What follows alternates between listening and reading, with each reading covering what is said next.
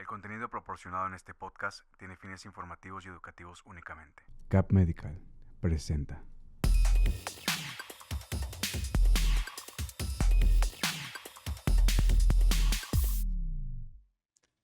¿Cómo están? Buenas tardes. Bienvenidos nuevamente a un programa de la consulta virtual con su servidor, el doctor Alfonso Mesa, aquí en Neuromesa, y vamos a hablar ahora con un tema que me han pedido en forma repetitiva, si podemos volver a hablar acerca de este tema, porque cada vez han aparecido más pacientes con este diagnóstico y que me sorprende porque es una enfermedad muy rara, que es la miastenia gravis, pero es una enfermedad que, aunque es algo raro el diagnóstico como tal, hay poca cantidad de pacientes o la prevalencia en México no es tan alta.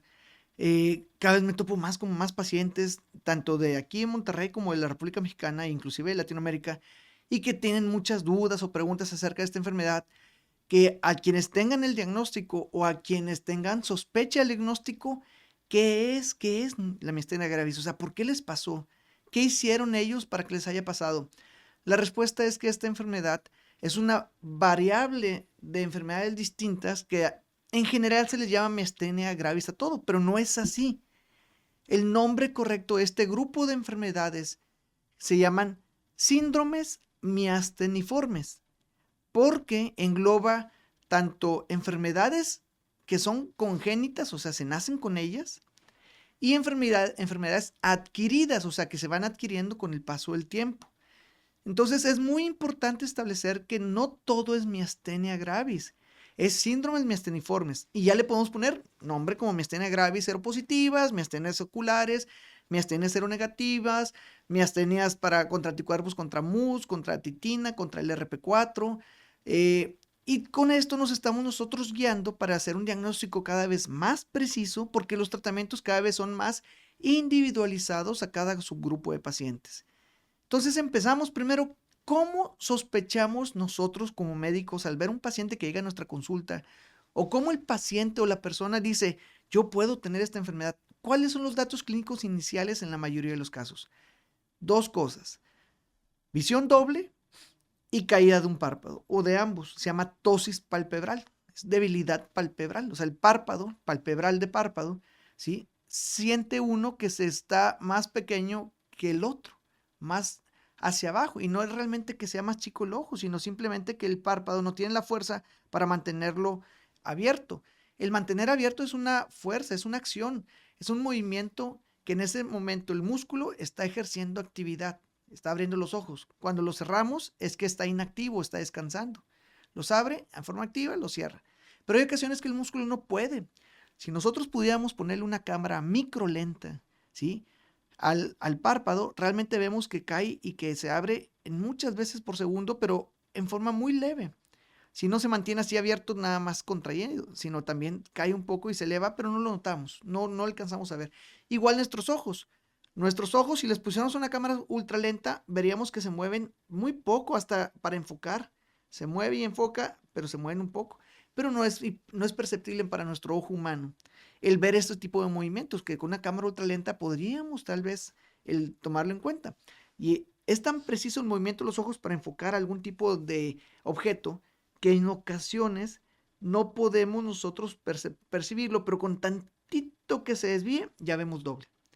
Y la visión doble, llamada diplopia en forma médica, puede ser horizontal, donde en lugar de ver un dedo, veo dos dedos, pero los veo un lado del otro.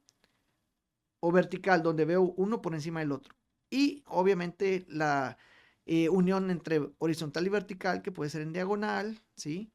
Horizontal puro, vertical puro. Entonces vemos que en general esto le llamamos diplopia. No todos los pacientes con síndromes miasteniformes van a empezar con ptosis palpebral y diplopia. Hay algunos que empiezan con calambres musculares, ¿sí? Se llaman neuromiotonías, y luego se relajan. Hay otros que empiezan con debilidad de las manos para hablar o para comer en forma abrupta. O sea, en la mañana amanecieron bien y en la tarde no voy a hablar bien. No puedo pasar ni agua ni alimentos. ¿Qué me está pasando?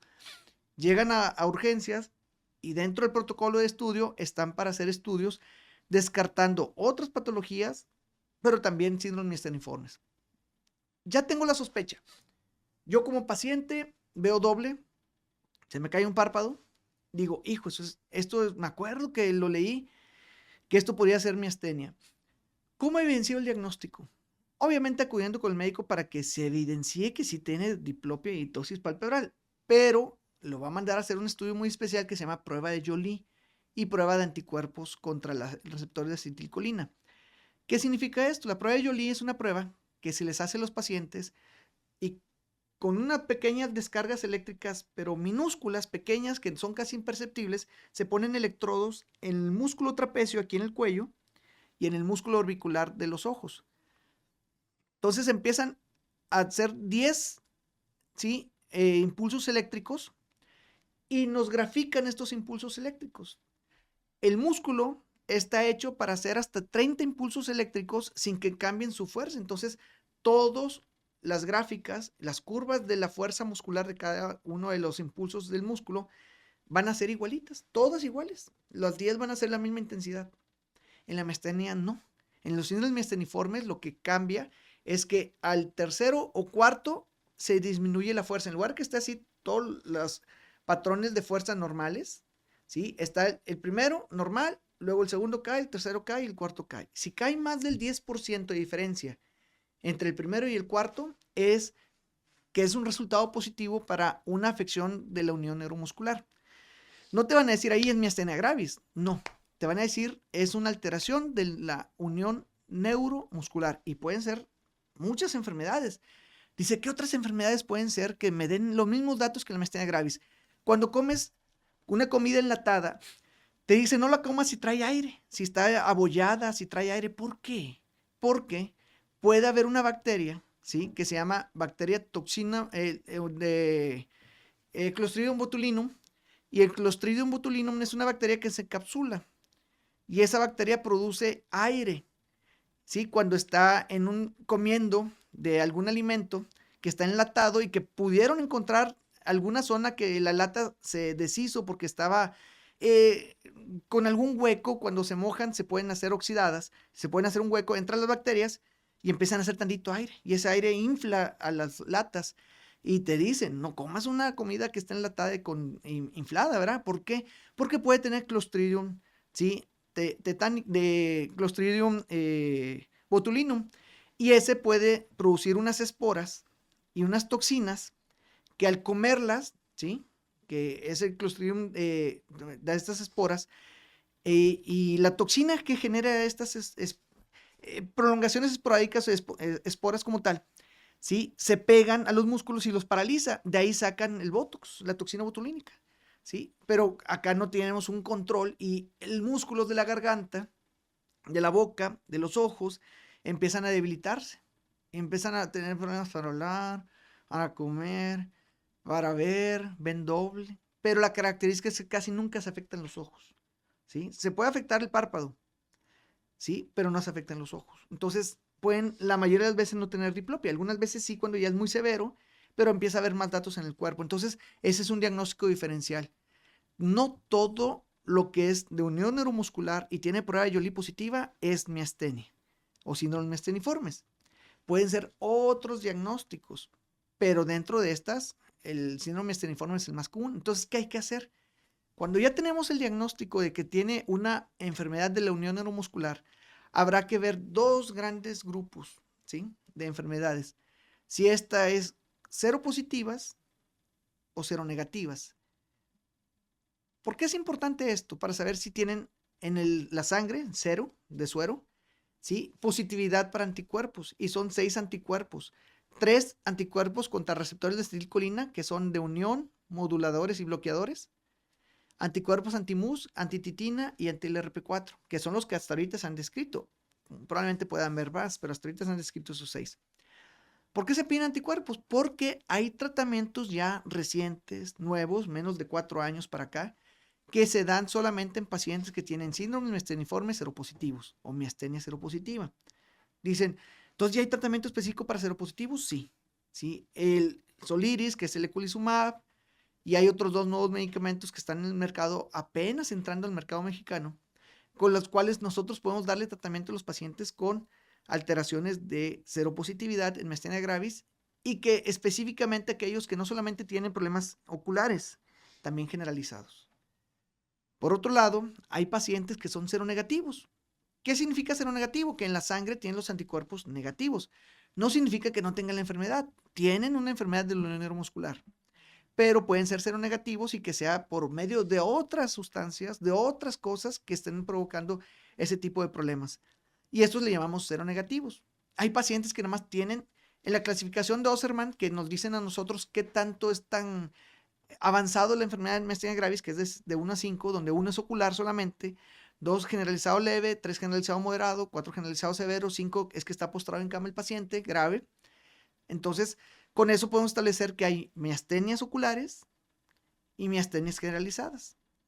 Entonces, podemos ahí compartir 4 tipos distintos de enfermedades miasténicas no congénitas, como son miastenia gravis seropositiva, miastenia gravis seronegativa, miastenia ocular seropositiva, miastenia ocular seronegativa.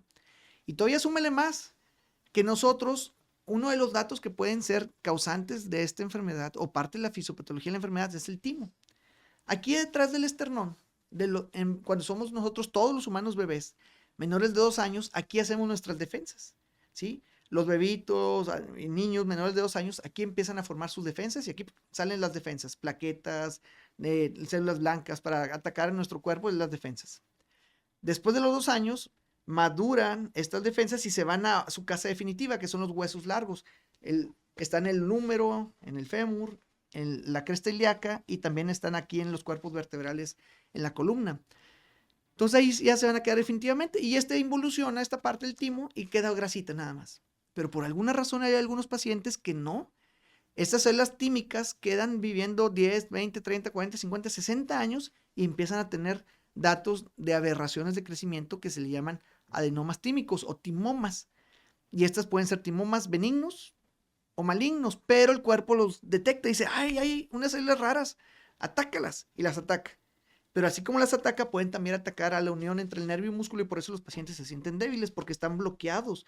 El nervio le manda señales al músculo y le dice, muévete, pero está bloqueado, entonces no se mueve. Entonces por eso estamos debilizados los pacientes que tienen miastenia gravis, ¿sí? Y pueden estar relacionados con timoma. Entonces podemos decir miastenia gravis seropositiva, con timoma sin timoma, miastenia gravis seronegativa, con timoma sin timoma, miastenia muscular, con timoma sin timoma y miastenia ocular seronegativa con timoma sin timoma. Entonces hay muchos subgrupos de pacientes.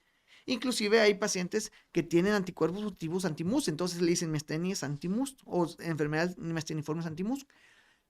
Y todavía se hace un poquito más complejo porque hay enfermedades que nacen con ella y se dan en etapas muy tempranas. Si un paciente tiene caída del párpado, visión doble, muy joven, puede ser miastenia de tipo seropositiva de miastenia gravis, pero puede ser que tenga un síndrome miasteniforme congénito, o sea, que nazcan con problemas en los genes y que esto se traduzca en problemas en la transmisión entre el músculo y el nervio y que está haciendo que el paciente se sienta débil. Se llaman síndromes miasteniformes de tipo congénito. Y todavía un poquito más difícil que hay algunos pacientes que tienen algún tipo de cáncer, como de pulmón, células pequeñas, y que pueden desarrollar que el cuerpo ataque al tumor, pero también ataque a la unión neuromuscular y pueden hacer que los pacientes, en lugar de que ataque y se bloquee, ataque y se excite de más. Entonces están los pacientes con dolor y luego mejoren.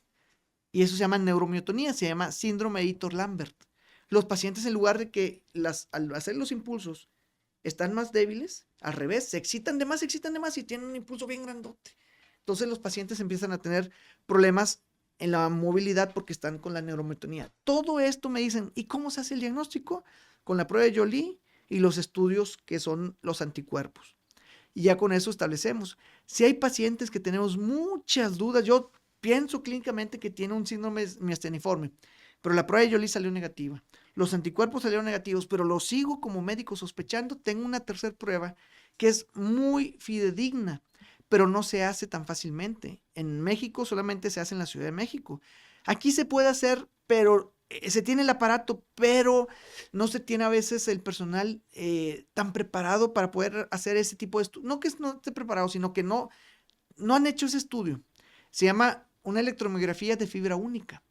Es difícil porque tienes que buscar con una aguja minúscula, pequeñita de oro, porque el oro es muy maleable, se pueden hacer hojas muy pequeñitas, unas agujas muy delgadas, buscas 2 fibras musculares, 2 microfibras. O sea, tú estás moviendo al paciente y vas a ver la máquina que te ven. Dicen, son 14 fibras, son 11, son 5.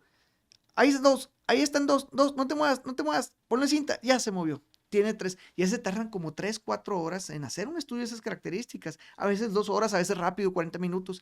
Y eso se llama electromiografía de fibra única. Tienes que encontrar 2 fibras y les hacen algo que se llaman jitter para saber si una fibra se mueve y se excita igual que la otra. Tiene que haber una traslapación de las ondas. Si una onda está por aquí y la otra está por acá, dices, este es un jitter que está normal, este es un síndrome esteniforme, aunque salgan negativos los pruebas de Jolie, aunque salgan negativos los anticuerpos. Entonces tenemos armas para poder hacer nosotros los diagnósticos cuando hay una sospecha clínica importante en síndromes esteniformes. No todo lo que pensamos que es miastenia es miastenia, puede ser otra enfermedad, pero si ya tenemos el diagnóstico de un síndrome esteniforme, hay que ponerle nombre y apellido para nosotros saber si puede ser candidato a tratamientos de nueva generación cuando son generalizadas seropositivas, o damos tratamientos con pirostigmina, con prednisona o inmunosupresores en el dado caso que sean seronegativas o que sean ligadas nada más a la región ocular. Yo sé que van a salir más dudas.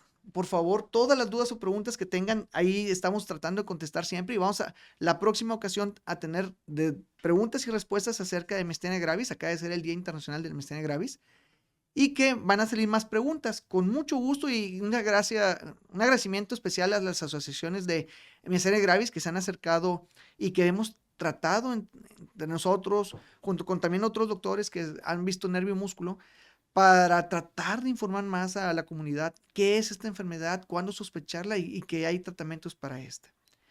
Podemos nosotros como médicos hacer mucho por el paciente y lo mejor es que tengamos empatía con ellos para explicarles qué es lo que les está pasando y cuál es el tratamiento para largo plazo. Cualquier otra duda o pregunta que tengan, por favor, mándenoslas y síganos en las redes sociales aquí en Neuromesa. Cuídense bastante, muchos saludos a todos, excelente martes. Nos vemos.